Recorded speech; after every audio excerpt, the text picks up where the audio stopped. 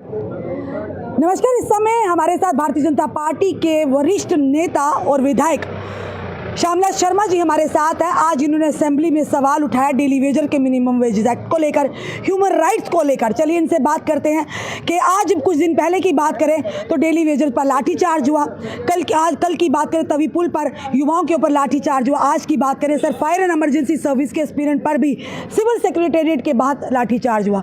किस तरह से लेते इन सारी चीज़ों को सर? मुझे लगता है बदकिस्मती है जिस तरह से हम इलेक्शन से पहले अपनी मैनिफेस्टो में और फिर उन लोगों के साथ वादे करते हैं जी। तो उसमें मुझे लगता है मैडम के हम ट्रस्ट डेफिसिट जो है, एक लोकतंत्र से लोगों का जो है वो विश्वास उठता है जी। और आज ऑनरेबल चीफ मिनिस्टर साहब की ग्राउंड्स थी और जीएडी में आपने देखा कि पहले इशू मैंने यही लगा, एक तो जो 32,000 पोस्ट वीकेंट पड़ी है, बिल्कुल। फिर जो यहाँ पे सालों साल डीपीसी नहीं होती, रेगुलाइजेशन नहीं होती, और फिर ये daily Vaser, daily rater, need basis, CLG, consolidate, किसी भी डिपार्टमेंट में 47 डिपार्टमेंट है, तो उनको सड़कों पे आने की ज़रूरत क्यों पड़े जी? तो अब एक कमेटी के ऊपर कमेटी बन गई है, तो मुझे लगता है कि 6 महीने का समय और सरकार ने ले लिया है। तो मैंने वहाँ सजेशन दी कि जब तक आपने समय ले लिया है तो कम से कम मिनिमम वेजेस एक्ट जो है वो तो लागू करो। ये तो कॉमन सेंस है।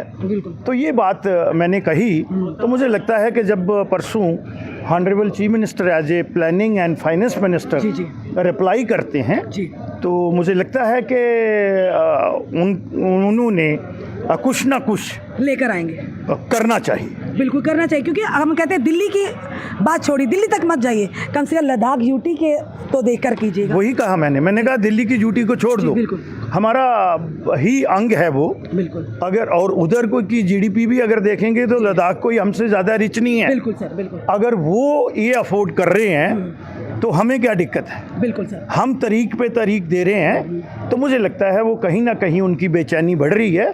और आज अगर काम कर रहे हैं और जो मैन पावर है हमारी वो सारी ऐसे ही अडाक अप्रोच वाली है। बिल्कुल सर। सर आज सिविल सेक्रेटेरिएट के बाहर आज प्रदर्शन हुआ, आप जानते होंगे भली भांति, फायर एंड इमरजेंसी सर्विसेज, जिसका अगर सुनहरी हरफों में अगर इतिहास में लिखा जाएगा तो मदर ऑफ ऑल स्कीम के नाम से जाना वाला फायर एंड इमरजेंसी घोटाला, जिसका एलजी मनोज सिन्हा जी ने संज्ञान लिया था, उसकी 3 कमेटी मेंबर का गठन किया था और कमेटी ने रिपोर्ट भी सबमिट करवा दी थी। अब युवा ये कह रहे हैं 109 लोगों पर, क्राइम ब्रांच में वो केस किया, 109 लोगों पर एफआईआर दर्ज हुई है। 12 साल से वो लगातार वो लोग इंसाफ की गुहार लगा रहे हैं। उनका कहना है कि अगर घोटाले हुए हैं उनमें उन युवाओं का क्या कसूर, एक डिकेड से वो इंसाफ मांग रहे हैं। वो लोग प्रूफ जो तथ्य थे वो एलजी मनोज सिन्हा जी के सामने लगा।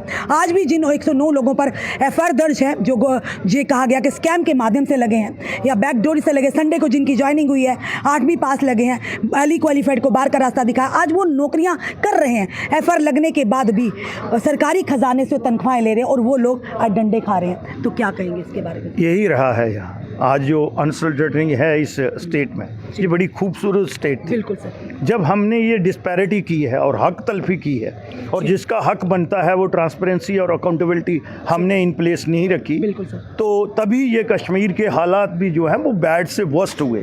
तो अब ट्रांसपेरेंसी और अकाउंटेबिलिटी जो है वो कहीं ना कहीं, और उन लोगों की रिस्पांसिबिलिटी भी फिक्स होनी चाहिए, और वो तो प्रूव्ड केस था, उसको पहले तो 12 साल नहीं लगने चाहिए थे। एक घर के 4 लोग भी हैं, बिल्कुल 6 लोग हैं, और उनकी क्वालिफिकेशन अगर आप देखोगे, एज देखोगे, बिल्कुल, तो मुझे लगता है कि वो तो एक ग्रॉस वायलेशन थी जी। तो अब सरकार ने संज्ञान लेना चाहिए, उन लोगों को बाहर का रास्ता दिखाना चाहिए और उनकी जगह जो लोग डिजर्व करते हैं उनको मुझे लगता है कि अंगेज करना चाहिए। जी बिल्कुल सर। आज जम्मू बेस्ड रिजर्व कैटेगरी के एम्प्लॉय रजनी शर्मा शहीद, आप जानते हैं उनको किस तरह से आतंकियों ने उन्हें शहीद किया था। बैंक में जाकर, एसडीएम ऑफिस में जाकर लगातार, जबकि पीक पर था और लगातार टारगेट किलिंग्स हो रही थी। अब काफ़ी अंतर आया उस टारगेट किलिंग को लेकर, पर वहीं पर आज जम्मू बेस्ड रिजर्व कैटेगरी के एम्प्लॉय कई दिनों तक 2022 में कई महीनों तक वो लगातार प्रदर्शन पर बैठे रहे कि हमारे लिए कोई कॉम्प्रिहेंसिव पॉलिसी लाई जाए, जिसे कि 3 कमेटी मेंबर का गठन भी गठन भी किया गया। एलजी मनोज सिन्हा जी तक ट्वीट करके भी बताया गया। जो कि भारतीय जनता पार्टी के पूर्व अध्यक्ष जो थे अरविंद रैना जी ने भी एक एफिडेविट साइन कर दिया था। आज उन लोगों ने कहा कि जितने भी विधायक हमारे भारतीय जनता पार्टी के या सत्ता में या विपक्ष, उनसे सवाल कीजिएगा। हम उम्मीद लगाए बैठे हैं कि इस असेंबली में उनके लिए कोई ना कोई कॉम्प्रिहेंसिव पॉलिसी लेकर जरूर आएंगे। क्या कहेंगे सर? देखिए, मैंने वही कहा है कि अडाक अप्रोच से सिस्टम नहीं चलता। लोगों को पता होना चाहिए कि हमारे पास, मैंने फाइनेंस और प्लानिंग में ये कहा था, ह्यूज गैप होते हैं, प्रॉपर प्लानिंग नहीं होती है। और अब अडाक अप्रोच से नहीं चलना पड़ेगा। जो आपके पास है वो लोगों की पब्लिक डोमेन में रखिएगा और झूठे वादे नहीं करिएगा। उससे कहीं ना कहीं प्रजातंत्र से, लोकतंत्र से जो है वो लोगों का विश्वास उठ रहा है। बिल्कुल सर, यही बात मैंने की। जी। तो क्या लगता है इस पर आवाज़ उठेगी? उनके लिए कोई कॉम्प्रिहेंसिव की आवाज़ उठेगी आपके माध्यम से या अन्य विधायकों के माध्यम से? सर, मुझे लगता है आप देख रहे हैं हमारा जो रोल है, हम एक कंस्ट्रक्टिव अपोजिशन का रोल अदा कर रहे हैं और हम सरकार को ग्रिल करने के बजाय उनको पैसेज भी दे रहे हैं, विंडो भी दे रहे हैं और सजेशन भी दे रहे हैं। अब ये उनका फर्ज बनता है कि वो उस पर कारबंद रहते हैं या नहीं रहते। यानी कि दोनों का तालमेल के साथ ही जनता तक वो जो उनके साथ वादे किए उन्हें मुहैया किया। मुझे लगता है दोनों की जितनी भी पार्टियां यहाँ पे हैं वो लोगों की एक्सपेक्टेशन के मुताबिक उनको खरा उतरना चाहिए। धन्यवाद। ये थे हमारे साथ श्यामलाल शर्मा जी। बड़ी पॉजिटिव सोच के साथ आज उन्होंने ये बात की है। सरकार को ग्रिल करने के बजाय सरकार को पैसे दे रहे हैं, सरकार को सुझाव दे रहे हैं ताकि जो उन्होंने वायदे किए हैं आम जनता के साथ ज़रूर उन वादों पर खरा होते ताकि जनता का विश्वास बना रहे। और वहीं पर अगर डेली वेजेस की बात की, उन्होंने यही कहा कि दिल्ली की यूटी को छोड़िए, अब कम से कम लद्दाख यूटी के ही अधीन जो उनके साथ मेल मिलाप खाती, उन्हें जम्मू कश्मीर के हमारे डेली वेजर को मिनिमम वेजेस एक्ट लागू करिए।